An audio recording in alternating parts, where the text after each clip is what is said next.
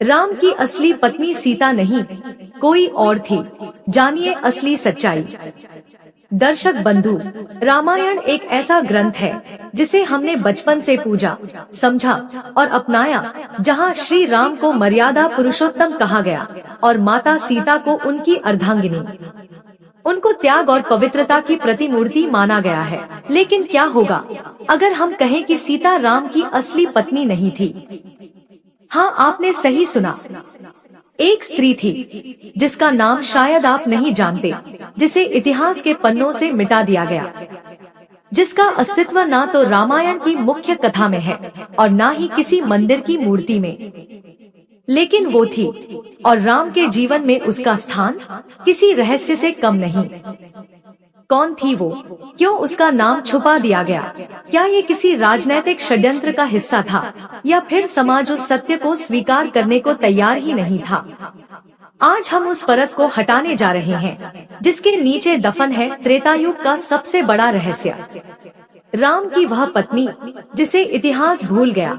और इस रहस्य की शुरुआत होती है एक ऐसी स्त्री से जो न सिर्फ राम के हृदय के बेहद करीब थी, बल्कि उनके जीवन की सबसे छुपी हुई सच्चाई भी। दर्शक बंधु, यह एक ऐसा गूढ़ रहस्य है जो शायद ही आपको पता होगा, लेकिन आज की इस कथा के माध्यम से इस रहस्य को हम जानेंगे। यह कथा है रामायण काल की, जिसमें इस रहस्य के सारे पन्ने दबे हुए हैं। तो दर्शक बंधु, आपका समय नष्ट न करते हुए शुरू करते रामायण काल की उस महान व पूर्ण कथा को। लेकिन आगे बढ़ने से पहले आपको बता दें कि गरुड़ पुराण में कहा गया है कि कथा हो या सीख, अगर बीच में छोड़ दिया जाता है तो वह पाप की श्रेणी में आता है। तो मैं आपकी दोस्त प्रीति आपसे निवेदन करती हूँ कि इस वीडियो को अंत तक पूरा देखिए, और अगर आप एक सनातनी हैं, तो वीडियो को लाइक करके चैनल को सब्सक्राइब जरूर कर लें। तो चलिए कथा शुरू करते हैं। कई हजार साल पहले की बात है। एक सुंदर और पावन नगर था, कुंडलपुर। उस समय के सबसे सुंदर नगरों में इसका नाम लिया जाता था। वहाँ एक धर्मपरायण और यशस्वी राजा राज्य करता था, जिनका नाम श्रीदामा था। राजा श्रीदामा देखने में बहुत सुंदर और तेजस्वी थे। अभी अभी उन्होंने राजगद्दी संभाली थी। यह कुंडलपुर राज्य उन्हें उनके नाना परम पुण्यात्मा मानिक चंद जी ने उपहार में दिया था। वास्तव में श्रीदामा जसवंत नगर के राजा श्रीपति जी के पुत्र थे, परंतु बचपन में ही उनके नाना ने उन्हें स्नेहपूर्वक गोद ले लिया और उन्हें अपना उत्तराधिकारी घोषित कर दिया। जब राजा मानिक चंद जी ने शरीर त्याग दिया तो उनके पीछे श्रीदामा ने राज्य की बागडोर संभाली। राजा श्रीदामा ने अपने नाना से राजधर्म की शिक्षा प्राप्त की थी। कैसे प्रजा की सेवा करनी है, न्याय से राज्य कैसे चलाना है, यह सब उन्होंने सच्चे मन से सीख लिया था। अब उनमें कोई बालपन नहीं बचा था। जैसे ही उन्होंने गद्दी संभाली, वैसे ही अनेक कल्याणकारी कार्य प्रजा के लिए करने लगे। प्रजा भी अपने इस धर्मनिष्ठ राजा से अत्यंत प्रसन्न थी और उन्हें प्रजा पालक मानने लगी थी। राजा श्रीदामा केवल प्रजा के ही नहीं, बल्कि नगर के व्यापारियों के भी बहुत शुभ चिंतक थे। उन्हें भली भांति पता था कि एक समृद्ध राज्य में व्यापारी बहुत महत्वपूर्ण होते हैं। जहाँ धनी व्यापारी होते हैं, वह राज्य धन धान्य से परिपूर्ण होता है। यदि नगर में व्यापारी ना हो तो वहाँ का राजा भी निर्धन ही माना जाता है। राजा को व्यापारियों से बहुत लगाव था। नगर का एक प्रमुख युवा व्यापारी था, सेठ चक्रधर। वह राजा का परम मित्र था। सेठ चक्रधर का व्यापार 4-5 नगरों में फैला हुआ था। वही राज दरबार के लिए अन्न, वस्त्र, आभूषण और अस्त्र शस्त्र की सामग्री उपलब्ध कराता था। राजा के लिए चक्रधर बहुत महत्वपूर्ण था। सेठ चक्रधर का विवाह सोनपुर राज्य में हुआ था, जबकि राजा श्रीदामा अब तक अविवाहित थे। राजा के विवाह के लिए कई राजाओं की ओर से प्रस्ताव आ रहे थे, पर श्रीदामा हर बार किसी न किसी बहाने से उन्हें टाल देते थे। उनका विचार था कि उनके माता पिता अभी जीवित हैं और जसवंत नगर में रहते हैं, इसलिए विवाह का निर्णय वहीं करें। परंतु राजा श्रीपति अब अपने अन्य पुत्रों में व्यस्त थे। उन्हें श्रीदामा की चिंता नहीं थी, क्योंकि श्रीदामा तो अब स्वयं एक राजा बन चुके थे। फिर भी श्रीदामा अपने पिता पर विश्वास किए बैठे थे। इस प्रकार विवाह टालते टालते 3 वर्ष बीत गए।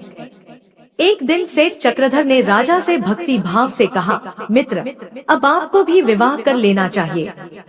राजमहल में रानी का वास होना चाहिए। मुझे तो यह समझ नहीं आता कि आप इतने वर्षों से पत्नी के बिना कैसे रह लेते हो। मुझे तो अपनी पत्नी से एक दिन भी दूर रहना अच्छा नहीं लगता। अब तो मेरी पत्नी माँ भी बनने वाली है। मेरे घर में जल्दी ही कोई नया अतिथि आने वाला है। मेरे घर में मेरी पत्नी के लिए एक सेविका रहती है, लेकिन अब वह जिद कर रही है कि उसकी देखभाल के लिए उसकी छोटी बहन को बुला लिया जाए। उसे किसी और पर विश्वास नहीं है। अब मैं सोच रहा हूँ कि ससुर जी को एक संदेश भेज दूं, जिससे वे अपनी छोटी पुत्री को मेरे साले के साथ भेज दें। राजा ने मुस्कुराते हुए कहा, मित्र, यही उत्तम रहेगा। तुम स्वयं गए तो व्यापार की देखभाल कौन करेगा? और मुझे देखो, मैं दिन भर राजधर्म में बंधा रहता हूँ। दिन के 4 घंटे तो प्रजा की फरियाद सुनने में निकल जाते हैं। समय मिले तो नगर और गांवों का भ्रमण करता हुआ असहायों की सेवा करता हूँ। संध्या को 1-2 घंटा ही समय मिलता है, तब तुम जैसे परम मित्रों के साथ बैठता हूँ। सेठ चक्रधर अब राजा श्रीदामा के दरबार से विदा हो गया। उसका आना जाना राजमहल में लगा ही रहता था। वह जिस दिन किसी कारणवश राजमहल आ पाता, उस दिन राजा स्वयं उसके घर चल पड़ते थे। राजा के महल में ऐसा कोई नहीं था जिससे वह अपने मन की बात कर सके, कोई जिससे वे खुले दिल से बातें कर ले। राजा जानते थे कि यदि वे अपने नौकरों, सेवक को या दासों से मित्रता करने लगेंगे तो राजपद की मर्यादा पर आंच आ सकती है। कल को वही दास अगर आदेश मानने से इनकार कर दे तो राज्य का धर्म कैसे चलेगा? इसी कारण राजमहल में रहते हुए भी राजा को एकांकी जीवन बिताना पड़ता था, क्योंकि वहाँ कोई रानी भी नहीं थी जिससे वे हृदय की बातें कह सके, जिससे वे जीवन का सुखद संवाद बांट सके। अब तो राजा को भी यह बात भीतर से सताने लगी थी कि अब तो मुझे विवाह कर ही लेना चाहिए। पता नहीं मेरे पिता का क्या प्रयोजन है जो वे मेरे विवाह की चिंता नहीं कर रहे। उन्हें क्या लाभ है मेरे विवाह से? मैं तो अब एक स्वतंत्र राज्य का राजा हूँ। राजा ने मन में विचार किया, किससे कहूँ मैं अपने विवाह की बात? क्यों ना मैं अपने मित्र चक्रधर से ही कह दूं कि वह मेरे विवाह के विषय में कुछ उपाय करे। उसका आना जाना तो कई राज दरबारों में होता रहता है। वही किसी योग्य राजकुमारी से मेरे विवाह की बात चला देगा। इस तरह विचार करते हुए एक पखवाड़ा बीत गया। चक्रधर उस दौरान एक बार भी महल नहीं आया। राजा को चिंता होने लगी। जो मित्र प्रतिदिन किसी न किसी बहाने से मुझे मिलने आ जाता था, वह अब क्या कारण हुआ कि दिखाई नहीं देता? क्या कोई संकट आ गया है उस पर? राजा को याद आया, उसकी पत्नी को तो संतान होने वाली थी। क्या पता अब उसके घर पुत्र रत्न का आगमन हो गया हो। उसी आनंद में मुझे भूल गया होगा, या फिर कहीं कोई कठिनाई में तो नहीं। राजा ने निर्णय लिया कि स्वयं ही जाकर देख ले। संध्या का समय था। राजा सेठ चक्रधर के घर पहुंच गए, परंतु वहां बैठक में सेठ नहीं मिले। वहां एक अत्यंत सुंदर कन्या उन्हें दिखी, जैसी कोई परी हो। वह जैसे ही राजा को देखती है, तुरंत घर के भीतर चली जाती है। राजा ने मन में सोचा, मैंने पहले इस कन्या को कभी यहाँ नहीं देखा और न ही मैंने कभी अपने मित्र की पत्नी को देखा है। मुझे स्त्रियों से कोई विशेष कार्य नहीं था, इसलिए मैंने कभी इन विषयों में चर्चा भी नहीं की। राजा को यह देखकर बड़ा आश्चर्य हुआ। इतनी सुंदर कन्या, ऐसी सुंदरता तो राजकुमारियों में भी दुर्लभ होती है। कौन हो सकती है यह? शायद मित्र की साली हो, जिसे बुलाने की बात कर रहा था, या फिर उसकी बहन हो। राजा सोच में पड़ गए। मुझे तो मित्र के परिवार के विषय में कुछ भी जानकारी नहीं है, फिर मैं कैसे कह दूं कौन है ये? राजा ने वहां खड़े एक सेवक से कहा, अरे तुम यहाँ क्या कर रहे हो? जाओ और सेठ चक्रधर को खबर करो कि राजा पधारे हैं। अब सेवक राजा के सामने यह कैसे कहता कि सेठ जी बाहर गए हैं। उसे डर था कि राजा बुरा मान जाएंगे। सेवक भीतर गया और सेठानी से कहा, बाहर राज दरबार से कोई पधारे हैं, क्या कहूँ उनसे।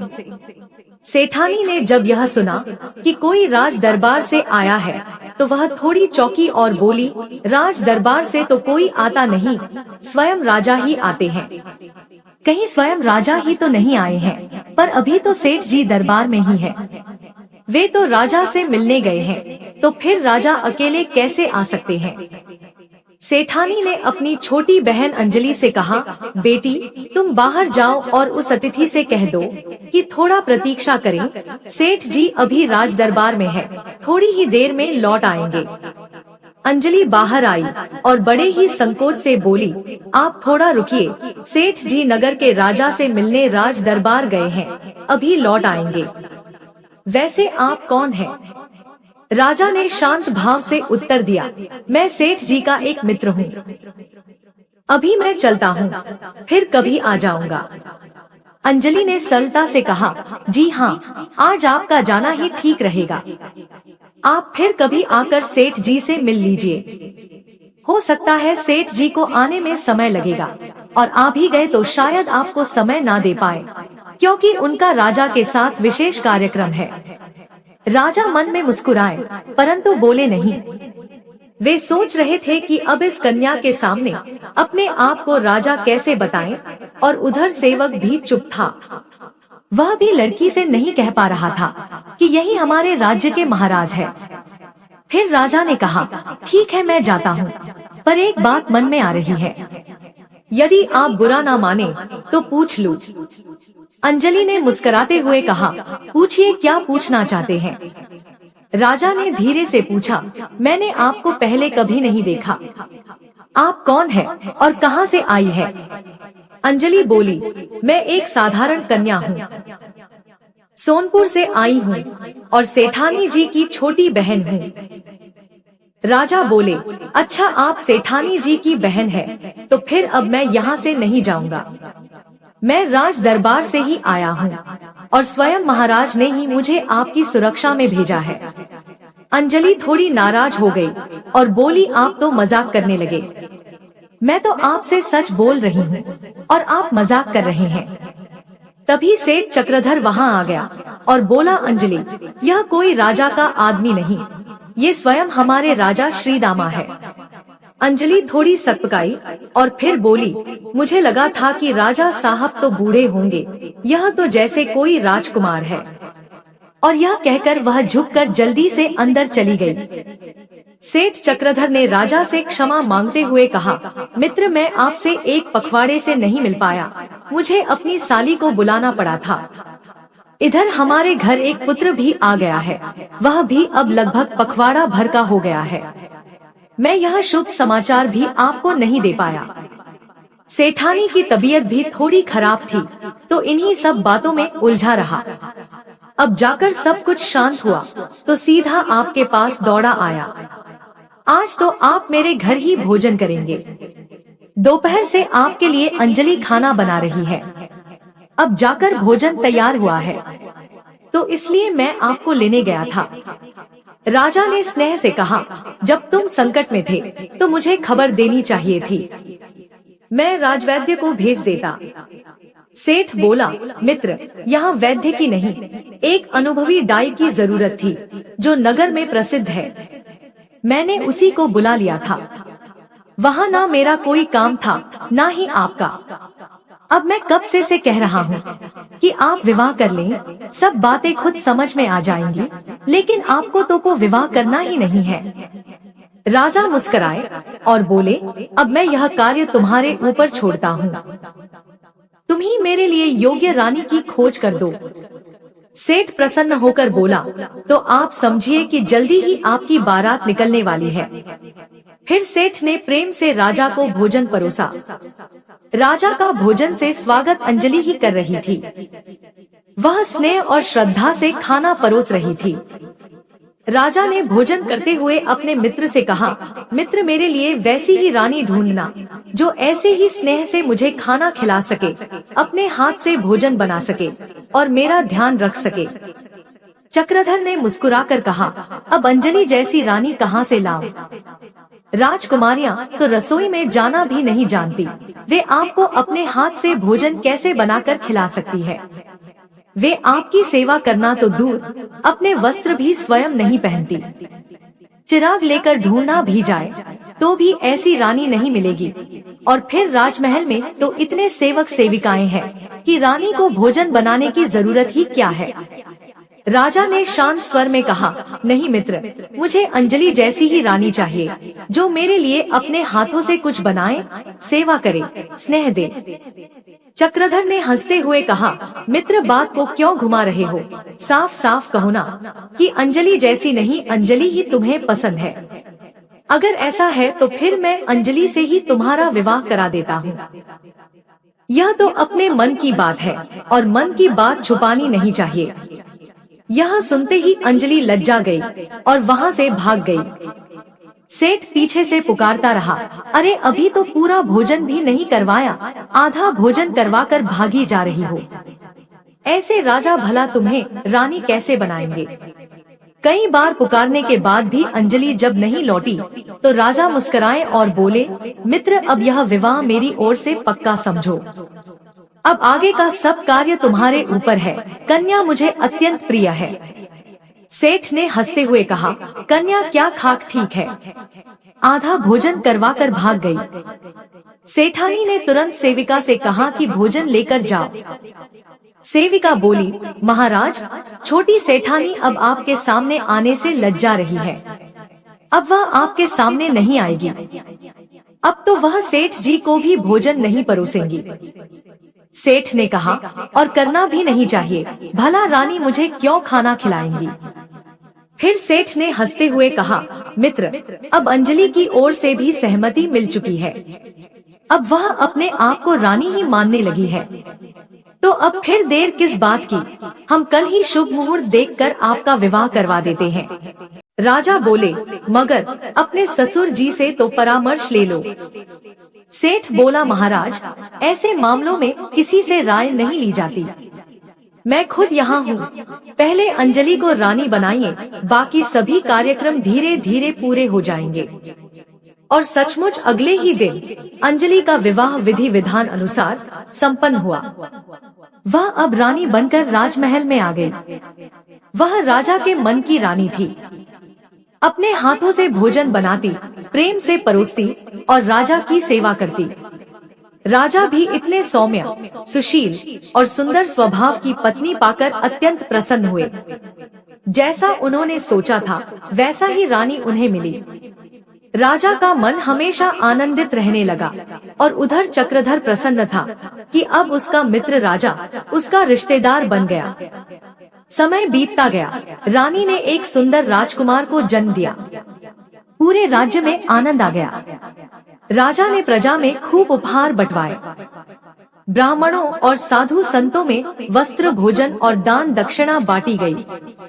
दरबार में उस समय एक पहुँचे हुए संत महात्मा भी पधारे हुए थे, जिनके पास अनेक दिव्य सिद्धियां थी। सेठ चक्रधर ने राजा से निवेदन किया, मित्र, आप इन संत महात्मा से अपने राजकुमार का भविष्य जान लीजिए। ये बड़े ज्ञानी हैं। इनकी वाणी कभी झूठ नहीं होती। इन्होंने ही एक दिन अंजलि से कहा था कि तू राजमहल की रानी बनेगी, और देखिए आज वह सच हो गया। राजा ने श्रद्धा से कहा, ठीक है मित्र, हम अपने पुत्र का भविष्य जरूर जानेंगे। फिर राजा ने आदर पूर्वक महात्मा जी को राज दरबार में बुलवाया।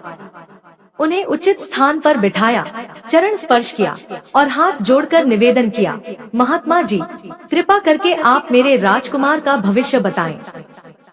यह आपका आशीर्वाद होगा। रानी अपने छोटे राजकुमार को गोद में लेकर दरबार में आ गई। वहाँ महात्मा जी ने राजकुमार का भविष्य देखा। ध्यान लगाकर उन्होंने कहा, यह बालक बहुत ही प्रतापी राजा बनेगा। इसका नाम अर्जुन रखना सबसे उत्तम होगा। यह बड़ा ही बहादुर और न्यायप्रिय राजा होगा। फिर महात्मा जी कुछ क्षण रुके और बोले, मगर इसकी रानी को लेकर आपको थोड़ा आश्चर्य हो सकता है, क्योंकि इसकी रानी कोई राजकुमारी नहीं, बल्कि एक बहुत ही निर्धन गरीब किसान की बेटी होगी। राजा को यह बात सुनकर भीतर से चोट पहुंची। उन्होंने मन ही मन सोचा, एक राजा की बहू अगर गरीब घर से आएगी तो हमारी तो इज्जत मिट्टी में मिल जाएगी। कल को कोई भी साधारण व्यक्ति प्रजा से उठकर महल में घुसने लगेगा, वह तो पूरे महल को अपना समझेगी, प्रजा को अपना भाई बंधु मान बैठेगी, उन्हें महल में बैठाएगी और कल को उसके पुत्र होंगे तो वो राजकुमार कहे जाएंगे। फिर तो राज दरबार की मर्यादा ही समाप्त हो जाएगी। राजा ने महात्मा से निवेदन किया, महात्मा जी, कोई ऐसा उपाय कीजिए कि मेरे पुत्र का विवाह किसी राजकुमारी से ही हो जाए।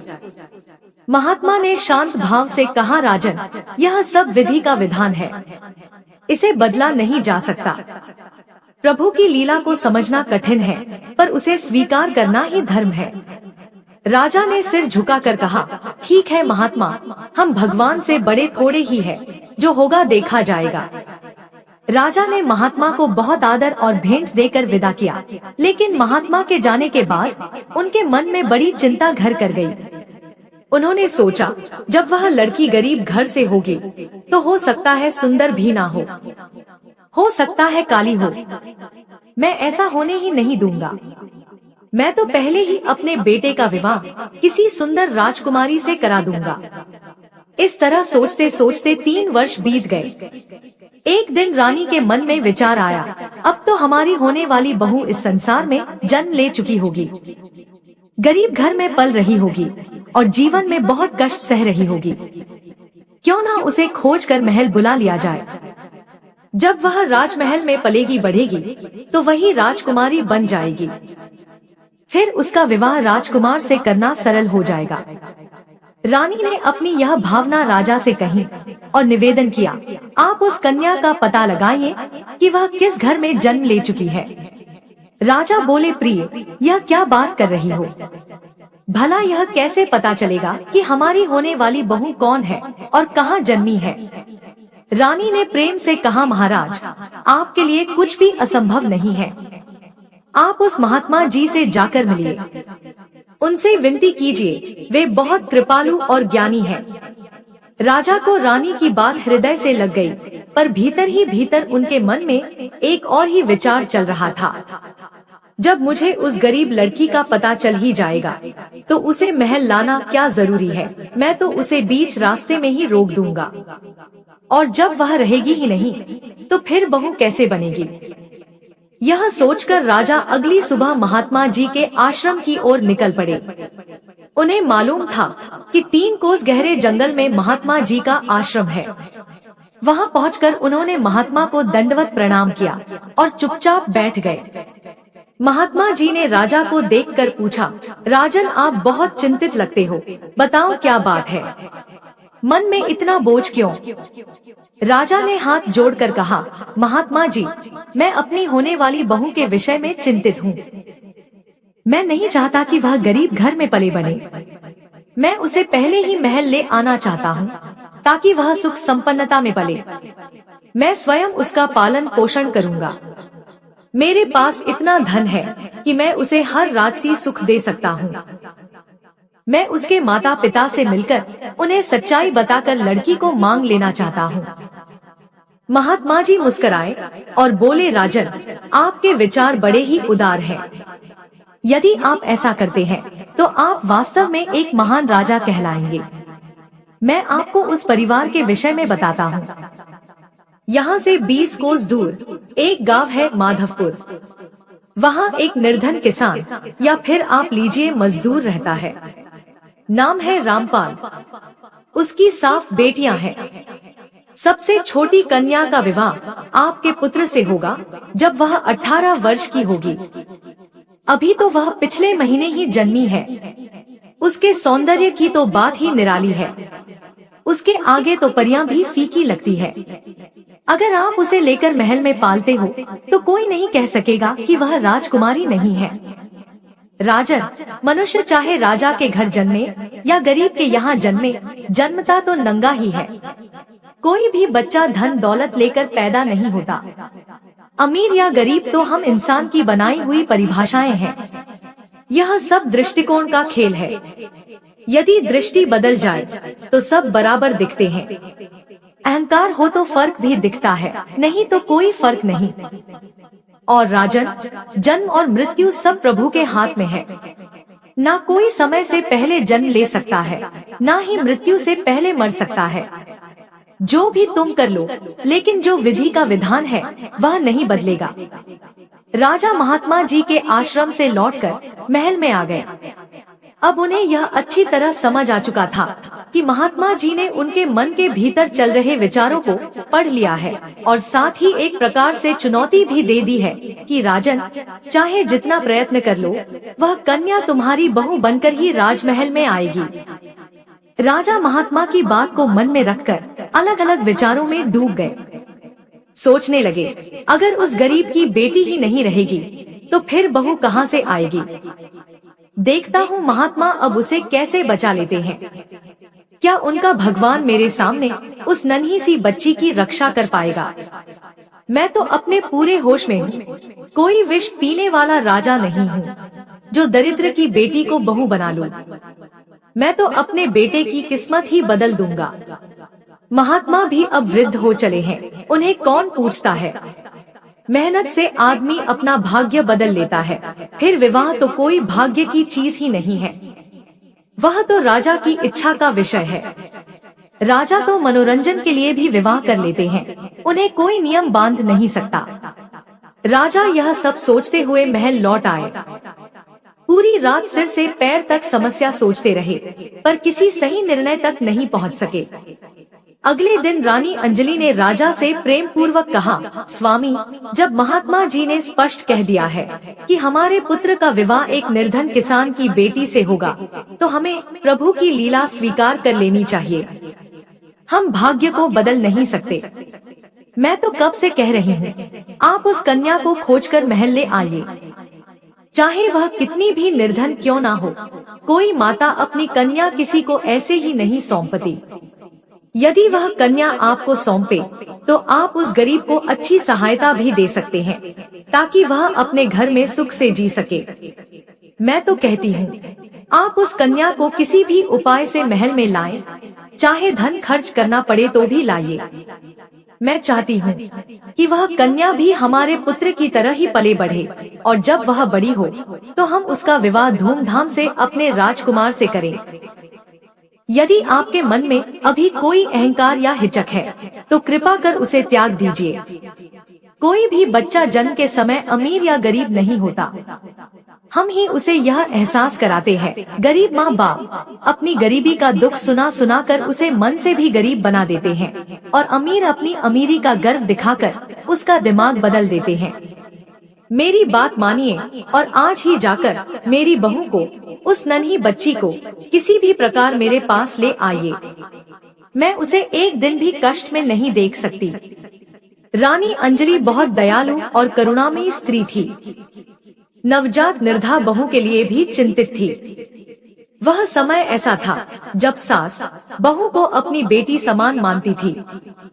आज के समय में जहां सास गरीब बहू को अपनाना तो दूर, ताने मार मार कर उसका जीवन दुखमय बना देती है, वहां रानी अंजलि का हृदय देवी के समान कोमल था। राजा के मन में फिर से कई प्रकार के विचार उठने लगे। उन्होंने सोचा, अब देर करना ठीक नहीं। जितनी जल्दी कन्या बड़ी होगी उतनी ही समस्या और बढ़ेगी। राजा ने निश्चय किया, हम उस कन्या को लेने तो जाएंगे, पर उसे कभी अपने घर में प्रवेश नहीं करने देंगे। दूसरे ही दिन राजा भेष बदलकर महल से निकले और चल पड़े माधवपुर गांव की ओर। यह गांव उनके राज्य का ही हिस्सा था, इसलिए वहां जाने में कोई कठिनाई नहीं हुई। पूछते पाछते राजा रामपाल के घर पहुंच गए। उस समय रामपाल घर पर नहीं था। वह एक साधारण मजदूर था जो रोज सुबह ही 2 रोटी की तलाश में निकल जाया करता था। घर में उसकी पत्नी थी जो अपनी बेटियों के लिए 2 समय की रोटी जुटाने में लगी हुई थी। रामपाल दिन रात मेहनत करता था, पर फिर भी इतनी कमाई नहीं हो पाती कि वह अपने और अपनी पत्नी का पेट भर सके। वहाँ तो 7 बेटियां थी जो भूख से बिलख रही थी। राजा ने मन में सोचा, कैसी विधि की लीला है। कोई संतान के लिए तरसता है और मंदिरों में माथा टेक टेक कर भी उसे संतान नहीं मिलती, और इधर बिना मांगे 7 कन्याएं एक ही घर में जन्मी है। रामपाल की पत्नी अपनी बेटियों को किसी तरह जीवित रखने की कोशिश कर रही थी। खुद भूखी रहकर उनके लिए कुछ पकाने की जुगाड़ी में लगी थी। तभी राजा उस द्वार पर पहुँचे। उनका भी बदला हुआ भेष था। वे एक धनी सेठ के भेष में आए थे। राजा ने विनम्र स्वर में कहा, माताजी, मैं बहुत दूर से आया हूँ। मुझे किसी ने खबर दी कि आपके घर में 7 कन्याएं हैं। आप सचमुच बहुत सौभाग्यशाली है। मैंने तो सुना है कि आपके घर 9 देवियां जन्मी है। रामपाल की पत्नी ने व्यथित हृदय से उत्तर दिया, कौन सी देवी बाबूजी? ये 7 तो मेरे लिए हर दिन की सजा बनी हुई है। कोई इन्हें दान में लेने को भी तैयार नहीं। यह तो मुझे जीते जी खा रही है। राजा ने नम्र स्वर में कहा, बहन जी, यदि बुरा ना मानो तो एक बात कहूँ। बात आपके भले की है। स्त्री ने थकी हुई आवाज में उत्तर दिया, सभी लोग अपनी भलाई की बातें सुनाकर चले जाते हैं। आप भी अपने मन की बात कही डालिए। मैं किसी की बात का बुरा नहीं मानती। जब भगवान ने ही हमें ताने सहने के लिए बनाया है, तो आप भी सुना दीजिए। आप भी यही कहेंगे ना कि 7 बेटियां क्यों? जब खाने को घर में कुछ नहीं है, तो फिर इतने औलाद करने की क्या जरूरत थी? और करनी ही थी तो एक के बाद रुक जानी चाहिए। राजा ने विनम्रता से कहा, अरे नहीं बहन जी, मैं ऐसा कैसे कह सकता हूँ। संतान तो भगवान की देन होती है। इसमें ना आपका दोष है और ना मेरा कोई अधिकार। आप नहीं भी चाहती तब भी बेटियां जन्म लेती ही। मैं तो आपकी सहायता की बात करने आया हूँ। मैं एक सेठ हूँ और मुझे कोई संतान नहीं है। मेरी पत्नी रोज अपमान सहती है। लोग उसे बांझ कहते हैं। वहीं आप हैं जिन पर भगवान की कृपा है। कैसी लीला है प्रभु की। कोई औलाद के लिए तरस रहा है तो कोई संतान जन्माते जन्माते थक चुका है। मैं चाहता हूँ कि आप अपनी सबसे छोटी बेटी मुझे दे दे। बदले में मैं आपको 5000 स्वर्ण मुद्राएं दूंगा। इससे आपकी गरीबी दूर हो जाएगी और आप बाकी बेटियों का अच्छा पालन पोषण कर सकोगी, उनका विवाह कर सकोगी और स्वयं भी सुख से जीवन बिता सकोगी। और आपकी वह छोटी बेटी मेरे घर की बेटी बन जाएगी, मेरी संपत्ति की मालकिन बनेगी। वह एक रानी जैसा जीवन व्यतीत करेगी। मेरी सारी दौलत एक दिन उसी की होगी। रामपाल की पत्नी को राजा की बातें सत्य प्रतीत हुई। उसने सोचा, मैं तो कब से यही चाहती थी कि कोई मेरी बेटियों को ले जाए। ये सेठ तो बदले में धन भी दे रहा है। इससे बढ़कर मुझे और क्या चाहिए। उसने प्रसन्न होकर अपनी सबसे छोटी बेटी राजा को सौंप दी। वह खुश थी कि अब उसकी एक बेटी बड़े घर चली गई है और अब उसके पास इतना धन भी है कि बाकी 6 बेटियों की ठीक से देखभाल कर सके। उधर राजा उस नन्ही बच्ची को लेकर भीतर ही भीतर प्रसन्न हो रहा था। मन में सोचा, महात्मा कहता था कि इसे रानी बनने से कोई नहीं रोक सकता। अब देखता हूँ कहाँ गई महात्मा की भविष्यवाणी। जैसे ही राजा बच्ची को लेकर चला, उसके भीतर विचार जग उठे, क्यों ना इसे तलवार से काट कर मार दूं। लेकिन फिर विचार किया, इतनी छोटी बच्ची के लिए तलवार उचित नहीं। क्यों ना इसे जंगल में ही छोड़ दूं। फिर सोचा, यह जंगल इतना भयानक है, यहाँ कोई ना कोई जंगली जानवर इसे खा ही जाएगा। जब चूहे तक नहीं बचते तो यह बच्ची क्या बचेगी। राजा ने उस मासूम बच्ची को जंगल की एक झाड़ी में छोड़ दिया और आत्मविश्वास से भरकर प्रसन्न होता हुआ महल लौट आया। जैसे ही महल पहुँचे, रानी ने पूछा, स्वामी, आप मेरी बहू को लाने गए थे उस गरीब के घर? राजा ने गंभीरता से उत्तर दिया, रानी, आप भी कितनी व्यर्थ की बातें लेकर बैठ जाती हो। वे लोग बड़े स्वाभिमानी निकले। मैंने उनके पास जाकर लड़की की याचना की, पर उन्होंने मुझे बहुत अपमानित किया। मुझे बहुत भला बुरा सुनाया गया। मैं राजा हूँ, किसी से अपमान नहीं सह सकता, और आप भी बार बार महात्मा की बातें दोहराकर मुझे व्याकुल कर रही हो। अब महात्मा वृद्ध हो चले हैं, उन्हें क्या सोचना है और क्या नहीं, यह भी नहीं समझ आता। आपसे अनुरोध है कि अब इस विषय पर मुझसे कोई बात ना करें। रही बात विवाह की, तो हम कोई साधारण मनुष्य नहीं, एक राजा है। हम अपने पुत्र का एक नहीं 10 विवाह भी करा सकते हैं, इसलिए अब इस चिंता को त्याग दीजिए। रानी को भी यह एहसास हुआ कि उसने राजा से कुछ अधिक कह दिया। वह मन ही मन सोचने लगी, मेरे कारण मेरे स्वामी को अपमान सहना पड़ा, यह तो मेरे लिए पाप समान है। वह राजा से बोली, स्वामी, मुझे क्षमा कर दीजिए। अब मैं आपको उन दुष्टों के सामने जाने को कभी नहीं कहूँगी। गरीब लोग होते ही हैं जानवरों जैसे, उनमें सोचने समझने की शक्ति नहीं होती। अगर होती तो वे यूं दरिद्र क्यों रहते। राजा ने रानी की बात सुनी और भीतर से प्रसन्न हो गया कि चलो, अब रानी मुझे इस विषय में बार बार परेशान नहीं करेगी। उधर जंगल में एक धनी सेठ, जिसका नाम रतन था, महात्मा के आश्रम से लौट रहा था।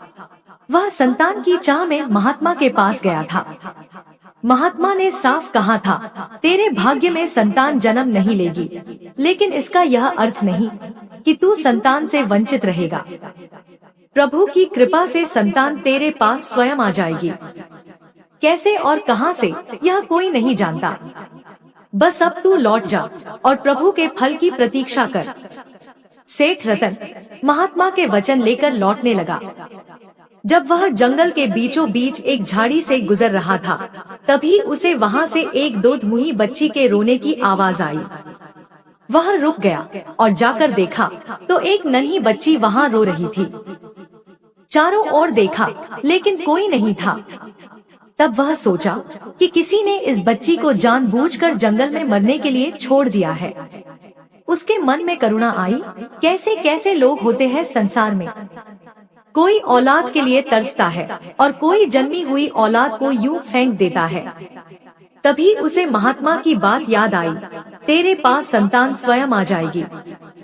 वह चौंका, महात्मा की बात तो पल भर में ही सच हो गई। सेठ रतन ने उस बच्ची को अपनी गोद में उठा लिया और घर की ओर चल पड़ा। घर पर उसकी पत्नी उसका इंतजार कर रही थी।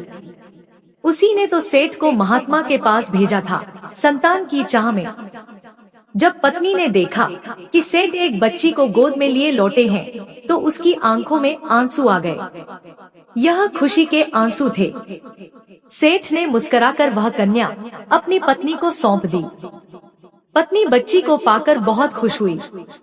वह सोचने लगी, एक बच्चा जन्म देने के लिए स्त्री को कितनी पीड़ा सहनी पड़ती है, और यहाँ बिना कष्ट के ही प्रभु ने हमें संतान दे दी। उस बच्ची को उन्होंने बड़े प्यार से पालना शुरू कर दिया। उसका नाम चित्रलेखा रखा गया। समय बीतता गया। समय के बीतने में देर नहीं लगती, जो बीतता है वह कल कल करता आगे बढ़ जाता है। देखते ही देखते चित्रलेखा अब 15 वर्ष की हो चुकी थी। उधर महल में राजकुमार 18 साल का हो गया था। अब वह अक्सर शिकार के लिए जंगल जाया करता था। एक दिन वह शिकार पर गया, लेकिन मौसम का हाल ठीक से नहीं देख सका। आसमान बादलों से घिर गया और रात होने लगी। राजकुमार को लगा कि अभी तो दोपहर है, लेकिन जब ध्यान आया कि वह अब भटक गया है, तो निकलने के लिए वह रास्ता खोजने लगा। वह महल की ओर जाने के बजाय गलती से जंगल के उत्तर दिशा में स्थित दलपुर गांव पहुंच गया। वहां एक स्थान पर रुकने का ठिकाना ढूंढने लगा। किसी ने कहा, यहाँ सिर्फ रतन सेठ के पास ही एक ऐसी जगह है जहाँ आप ठहर सकते हैं। राजकुमार रतन सेठ का घर पूछते हुए वहां पहुंचा। सेठ दरवाजे पर खड़ा था। उसने जैसे ही राजकुमार को देखा तो श्रद्धा और आनंद से भर गया। धन्य है मेरा भाग्य जो मेरे दरवाजे पर स्वयं राजकुमार पधारे हैं। सेठ ने राजकुमार का स्वागत किया और आदरपूर्वक उन्हें भोजन के लिए घर में ले गया। राजकुमार की नजर जैसे ही चित्रलेखा पर पड़ी वह ठहर गया। उसे लगा जैसे वह किसी जन्मों की पहचान से मिल रहा हो, मानो कोई युगों पहले बिछड़ा हुआ आत्मा मिल गया हो।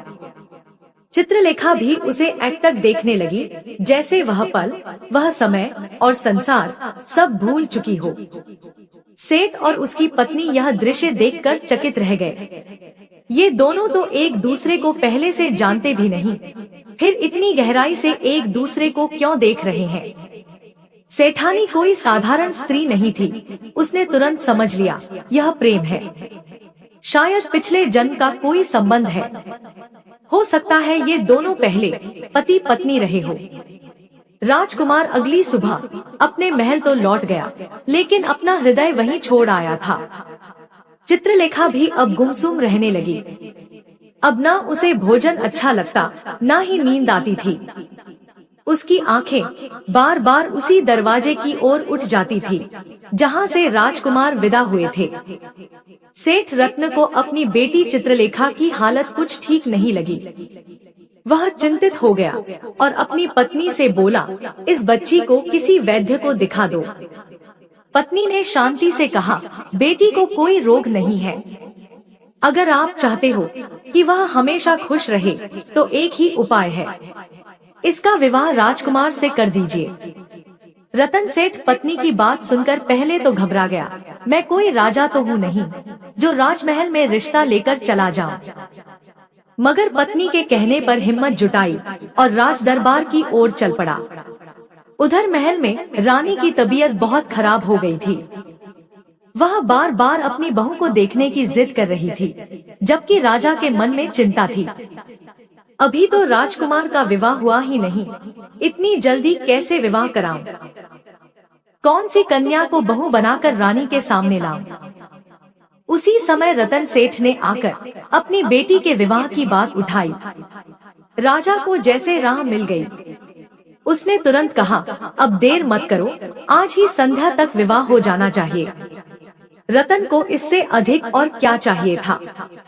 वह सहर्ष तैयार हो गया। उधर राजकुमार की तो मानो मुराद पूरी हो गई। चित्रलेखा, जिसे वह अपने हृदय में पहले से ही बरसाए बैठा था, अब उसकी रानी बनकर महल में आ गई। बहू के प्रेम और सेवा से रानी कुछ ही दिनों में स्वस्थ हो गई। जो रानी मरणासन्न पर पड़ी थी, वे बहू के हाथों के स्पर्श मात्र से ही ठीक हो गई। यह बात सबके लिए आश्चर्य का विषय था। राजकुमार अब अपनी पत्नी के साथ सुखपूर्वक रहने लगा और राजा इस भ्रम में प्रसन्न रहने लगा कि उसने महात्मा की भविष्यवाणी को झुठला दिया है। वह मन ही मन गर्व करता, मेरे बेटे का विवाह किसी मजदूर की बेटी से नहीं, एक अमीर सेठ की बेटी से हुआ है। मैं विधि का विधान बदल चुका हूँ। एक दिन अचानक महात्मा किसी कार्यवश राज दरबार पधारे। राजा बहुत प्रसन्न हुआ। उसने राजकुमार के विवाह का हाल सुनाया और बहू को बुलवाया। राजा बोला, महात्मा जी, आपने कहा था कि मेरा पुत्र एक निर्धन की कन्या से विवाह करेगा। देखिए, यह मेरी बहू है। यह कोई मजदूर की बेटी नहीं, बल्कि रतन सेठ की बेटी है। महात्मा ने बहू को देखा, फिर मुस्कुरा कर बोले, राजन, तुमने सोचा था कि उस कन्या को जंगल में फेंक देने से वह मर जाएगी, पर वह नहीं मरी। वो कन्या उस दिन बच गई और आज वही तुम्हारे सामने तुम्हारी ही बहू बनकर खड़ी है। यह वही कन्या है जिसे तुमने एक झाड़ी में फेंक दिया था। अगर मेरी बातों पर विश्वास ना हो तो जाकर स्वयं रत्न सेठ से पूछ लो। महात्मा इतना कहकर चले गए। राजा के मन में तूफान उठ गया। वह स्तब्ध रह गया। उसे अपने सभी प्रयास विफल लगने लगे। सोचने लगा, मैंने कितनी कोशिश की थी विधि के विधान को बदलने की, मगर हार गया। वह उदास मन से सेठ रत्न के पास गया और धीरे से पूछा, क्या चित्रलेखा आपकी अपनी बेटी है? सेठ ने मुस्कुरा कर कहा, चित्रलेखा हमारी बेटी है, हम उसे अपनी संतान से भी बढ़कर मानते हैं। राजा बोला, नहीं रतन सेठ, तुम झूठ बोल रहे हो। चित्रलेखा को तुम्हारी पत्नी ने जन्म नहीं दिया है। तब रतन ने सच्चाई स्वीकार की, यह सत्य है राजन, चित्रलेखा को मेरी पत्नी ने जन्म नहीं दिया, परंतु हमने उसे उस दिन से बेटी माना जिस दिन उसे हमने पाया, और उसे अपने प्राणों से भी अधिक प्रेम दिया है। राजा को अब और कुछ जानना नहीं था, वह चुपचाप लौट आया। अब उसके मन में फिर वही विचार घर करने लगे, मुझे इस बहू को किसी भी तरह महल से निकालना है। लेकिन अब समस्या यह थी कि राजकुमार और रानी दोनों ही चित्रलेखा से अत्यधिक प्रेम करते थे। ऐसे में उसे महल से निकालना आसान नहीं था। फिर भी राजा ने अवसर की प्रतीक्षा करनी शुरू कर दी, और जैसा हर मन में उठे संकल्प का समय आता है, राजा को वह अवसर भी जल्दी ही मिल गया। एक दिन सोनपुर से समाचार आया कि रानी अंजलि के पिता की तबीयत बहुत खराब है, वे अपनी बेटी से मिलना चाहते हैं। रानी अकेले तो मायके जा नहीं सकती थी, तो राजकुमार से बोली, बेटा हम साथ साथ चलते हैं, तुम भी अपने नाना जी से मिल लेना। अब तक बस 2 ही बार तो ननिहाल गए हो। इस तरह रानी राजकुमार को लेकर मायके चली गई। महल में अब केवल राजा और बहू चित्रलेखा रह गए। वैसे तो महल में बहुत से सेवक और दास दासियां थी, परंतु सच में अपने तो बस राजा और बहू ही थे। राजा ने इस अवसर को अवसर मानकर बहू से कहा, बेटी चलो हमारे गुरुदेव सन्यासी जी के आश्रम, उन्होंने तुम्हें बुलवाया है। वे हमारे परम पूज्य हैं, उनकी बात नहीं टाली जा सकती। चित्रलेखा ने ससुर की बात को आज्ञा मानकर सिर झुका लिया और चलने को तैयार हो गई। दोनों जंगल की ओर चल पड़े, लेकिन जब वे बीच जंगल में पहुंच गए तो राजा ने अपनी असली मंशा प्रकट की। वह बोला, मैं तुम्हें सन्यासी से मिलवाने नहीं लाया, मैं तुम्हें घर से बाहर निकालने लाया हूँ। तुम एक दरिद्र की बेटी हो और दरिद्र मुझे स्वीकार नहीं। अगर तुम्हें मेरे बेटे से सच्चा प्रेम है तो फिर कभी महल लौटकर मत आना, अब जहाँ चाहो वहाँ जाओ। मैं तो कहता हूँ कि किसी तालाब या बावड़ी में कूदकर अपने जीवन का अंत कर लो। इतना कहकर राजा चित्रलेखा को जंगल में छोड़ महल लौट गया। अब जंगल में अकेली रोती हुई अकेली स्त्री भला करे तो करे क्या? यदि राजा को चित्रलेखा स्वीकार नहीं थी तो वह महल में अपने बेटे और पत्नी के सामने स्पष्ट कह सकता था, परंतु नहीं, उसने छल से उसे निकालना उचित समझा। चित्रलेखा रो रही थी, तभी राजा का छोटा मामा जो अपनी बेटी की विदाई कराकर लौट रहा था वहाँ से गुजरा। उसकी बेटी ने अकेली स्त्री को रोते देखा और पूछ बैठी, बहन तुम कौन हो? इस घने जंगल में अकेले क्यों रो रही हो? चित्रलेखा ने अपनी सारी कहानी कह सुनाई। राजा का नाम सुनते ही लड़की चौंक गई। अरे श्रीदामा तो मेरी बुआ का लड़का है, वह इतना निर्दयी कैसे हो सकता है? उसने अपने पिता से कहा, पिताजी हम पहले श्रीदामा के दरबार चलेंगे। लगता है राजगद्दी पाकर इसका विवेक चला गया है, जिसने अपनी ही बहू को घर से निकाल दिया हो। उसका तो मन बदलना चाहिए, उसके बाद ही हम घर लौटेंगे। वह लड़की अपने पिता और चित्रलेखा को लेकर राज दरबार पहुंची। हालांकि वह उम्र में राजा से छोटी थी, लेकिन वहाँ उसने उम्र का कोई लिहाज नहीं किया। गुस्से में वह बोली, श्रीदामा मैंने जीवन में कई निर्दयी पुरुष देखे, परंतु तुम्हारे जैसा नहीं देखा।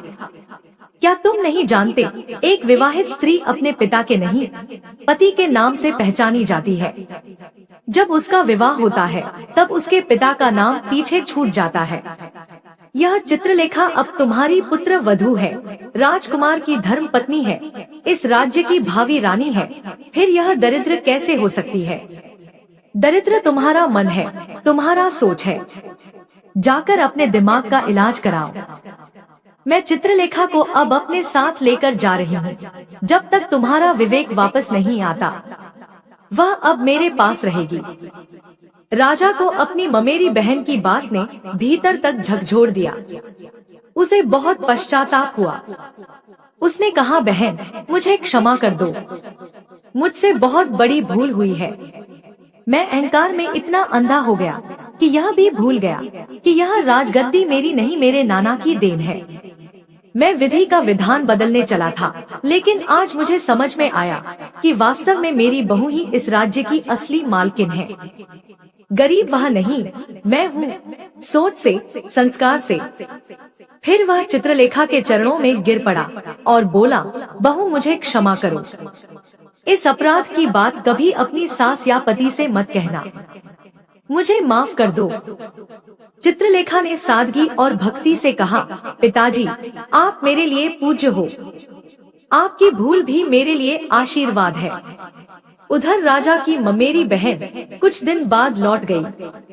कुछ ही समय बाद रानी और राजकुमार भी लौट आए।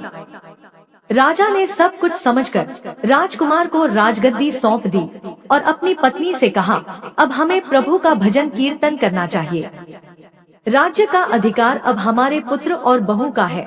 अब वे जैसे चाहे वैसे राज्य को चलाएं। इस तरह राजकुमार और चित्रलेखा ने राज्य संभाल लिया और राजा रानी भक्ति और भजन में लग गए। राजा को अब यह पूर्ण विश्वास हो गया था कि विधि का विधान कोई नहीं बदल सकता। जो कुछ होता है वही होता है जो प्रभु श्रीहरि की इच्छा होती है। मनुष्य चाहे लाख कोशिश कर ले, परंतु उसके वश में अपनी एक सांस भी नहीं है।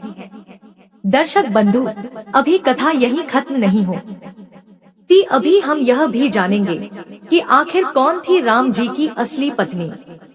आज हम पर्दा उठाएंगे रामायण काल के अनसुलझे रहस्य से। दर्शक बंधु, रामायण की कथा तो हम सभी ने सुनी है। मर्यादा पुरुषोत्तम श्री राम, माता सीता और उनका वनवास, रावण द्वारा सीता का हरण और फिर लंका पर आक्रमण कर राम द्वारा सीता को वापस लाना। लेकिन क्या आपने कभी सोचा है कि जिस स्त्री को रावण हर कर ले गया था वह असली सीता थी भी या नहीं? यह बात सुनकर शायद आपके मन में भी संदेह और जिज्ञासा दोनों उत्पन्न हो रहे होंगे। लेकिन प्राचीन ग्रंथों और उप रामायण में एक रहस्यमयी कथा मिलती है जो इस प्रश्न का उत्तर कुछ अलग ही रूप में देती है। जब श्री राम वनवास पर गए तब माता सीता उनके साथ थी। वे एक तपस्विनी के समान जीवन जी रही थी। वन के मध्य में जहाँ एक और ऋषि मुनि तप में लीन थे, वहीं दूसरी ओर राक्षसों का आतंक था। रावण, जो अपने अभिमान और बल पर इतराता था, वह सीता की सुंदरता और पुण्य तेज से मोहित हो गया। लेकिन उसे ज्ञात नहीं था कि वह जिसे हरने जा रहा है वह स्वयं केवल एक मायावी स्वरूप है, छाया सीता। यह कथा वाल्मीकि रामायण के अलावा अन्य ग्रंथों में वर्णित है, जैसे अध्यात्म रामायण, आनंद रामायण, ब्रह्मांड पुराण और शिव पुराण। इसमें कहा गया है कि रावण ने सीता का हरण किया। वह असली सीता नहीं थी, बल्कि उनकी छाया थी, एक दिव्य और मायावी रूप जिसे स्वयं अग्नि ने धारण किया था। घटना कुछ यूं हुई थी, जब राम लक्ष्मण के पीछे मारीच के मृग रूप को मारने के लिए गए और रावण साधु का वेश धरकर सीता के पास पहुंचा। तब भगवान राम को पहले से इस षड्यंत्र का आभास हो गया था। वे जान चुके थे कि रावण सीता का हरण करेगा और यही समय धर्म की परीक्षा का होगा। इसलिए उन्होंने अग्नि देवता का आह्वान किया और सीता को अग्नि में प्रवेश करने का आदेश दिया। माता सीता ने प्रभु की आज्ञा मानते हुए स्वयं अग्नि में प्रवेश किया और उसी क्षण अग्नि ने एक मायावी स्त्री छाया सीता को प्रकट किया, जो हूबहू माता सीता के समान दिखती थी। यह छाया सीता ही रावण के हाथों लगी। रावण, जो त्रिकालदर्शी था, इस छल को समझ नहीं पाया। उसने सोचा कि उसने सीता का हरण किया है, लेकिन असल में वह केवल एक परछाई के साथ था। इस छाया सीता को भी रावण छू नहीं पाया। वह अनेक बार प्रयास करता रहा, लेकिन हर बार कोई ना कोई अदृश्य शक्ति उसे रोक देती है। यही कारण था कि रावण ने कभी सीता को बलपूर्वक नहीं छुआ, बल्कि उन्हें अशोक वाटिका में बंदी बनाकर रखा और मनाने का प्रयास करता रहा। दूसरी ओर असली सीता अग्नि देव की शरण में थी, जहाँ वे पूर्ण सुरक्षित और शुद्ध थी। वे वहाँ तप करती रही और राम की अगली योजना की प्रतीक्षा करती रही। लंका युद्ध के अंत में जब रावण का वध हुआ और राम ने सीता को अग्नि परीक्षा देने को कहा, तब भी लोगों को लगा कि यह परीक्षा समाज को दिखाने के लिए है। लेकिन असल में वह क्षण था जब असली सीता को वापस लाना था। ऐसे ही छाया सीता ने अग्नि में प्रवेश किया। अग्निदेव प्रकट हुए और बोले, प्रभु, यह छाया आपकी सेवा में थी जब आप धर्म की रक्षा हेतु युद्धरत थे। अब हम आपको असली सीता समर्पित करते हैं। फिर अग्नि से प्रकट हुई माता सीता तेजस्विनी, निर्मल और दिव्य रूप में। यह वही सीता थी जो राम की पत्नी थी और जिनका रावण से कभी कोई संपर्क नहीं हुआ। यह रहस्य इसलिए छुपा रहा क्योंकि समाज की समझ, श्रद्धा और धर्म की व्याख्या सीमित थी। प्रभु राम जानते थे कि यदि वे यह रहस्य खोल देंगे तो लोग रावण के भय और भ्रम में यह मान बैठेंगे कि सीता अपवित्र हुई है, जबकि वास्तव में वे सदा शुद्ध और अग्नि समान पवित्र रही। इस कथा का एक और अद्भुत पहलू यह है कि छाया सीता भी कोई सामान्य माया नहीं थी। वे एक दिव्य शक्ति थी जो स्वयं नारायण की लीला का हिस्सा बनी। रावण के अहंकार को कुचलने और उसके पतन का माध्यम बनने के लिए उन्होंने स्वयं को रावण की कैद में समर्पित किया, परंतु स्वयं को अपवित्र नहीं होने दिया। इस रहस्य की पुष्टि कई संतों और महर्षियों ने भी की है। तुलसीदास जी ने भी श्रीमानस में संकेत दिया है कि सीता की अग्निपरीक्षा केवल सामाजिक रूप से नहीं बल्कि एक दिव्य प्रक्रिया थी। दर्शक बंधु, यह कथा केवल एक रहस्य नहीं बल्कि यह दर्शाती है कि भगवान राम की लीला कितनी व्यापक, गुप्तमयी और अलौकिक थी। यह दिखाता है कि धर्म की रक्षा के लिए कैसे ईश्वर अपनी शक्तियों और योजनाओं को समय से पहले रचते हैं ताकि अधर्म के विनाश में कोई दोष न लगे। और अंत में जब हम कहते हैं कि राम की असली पत्नी सीता नहीं कोई और थी, तो यह कहना गलत नहीं होगा कि जिस सीता को रावण ले गया वह सीता नहीं थी। असली सीता तब भी राम के हृदय में, अग्नि की गोद में और शुद्धता की छाया में सुरक्षित थी। इस रहस्य को जानकर हमारा विश्वास और भी प्रगाढ़ होता है कि रामायण केवल एक कथा नहीं बल्कि दिव्यता की महागाथा है, जिसमें हर पात्र, हर घटना और हर शब्द ईश्वर की महान योजना का हिस्सा है। तो दर्शक बंधु, आपने सुनी त्रेता युग की वह रहस्यमयी कथा जो आज भी लोगों की दृष्टि से छुपी हुई है। यह केवल एक कहानी नहीं बल्कि हमारे धर्म, श्रद्धा और ईश्वर की लीला को समझने का एक और दिव्य माध्यम है। मैं आपकी दोस्त प्रीति उम्मीद करती हूँ कि आपको यह कथा ज्ञानवर्धक और हृदय को छूने वाली लगी होगी, तो इसे अधिक से अधिक लोगों तक पहुँचाएं ताकि हमारे पुराणों में छिपे इन अनसुने रहस्यों से हर कोई परिचित हो सके। और ऐसी ही अद्भुत, गूढ़ और भक्ति से ओतप्रोत कहानियाँ अगर आप लगातार सुनना चाहते हैं तो हमारे चैनल कहानी वाले आवाज को अभी सब्सक्राइब करें। आपका सहयोग हमें आगे बढ़ने की शक्ति देता है। यहाँ तक वीडियो सुनने के लिए मैं प्रीति आपका दिल से धन्यवाद करती हूँ।